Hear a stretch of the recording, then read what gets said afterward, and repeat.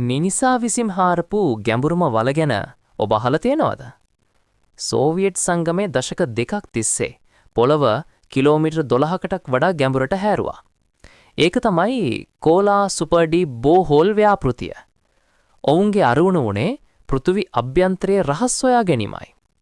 නමුත් ඔවුන් එහි සොයාගත් දේවල් විද්‍යාව පවා කම්පණයට පත් කළා. ඔවුන් බලාපොරොත්තු වුණේ ඝන සීතල පාෂාණ.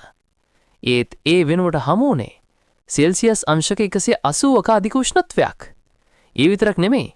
ඒ තරම් ගැඹුරක තියන්න බෑ කියලා හිතපු වතුර සහ වසර බිලියන ගණනක් පැරණි ශුද්‍ර ජීවී පොසිලත් ඔවුන් සොයාගත්තා.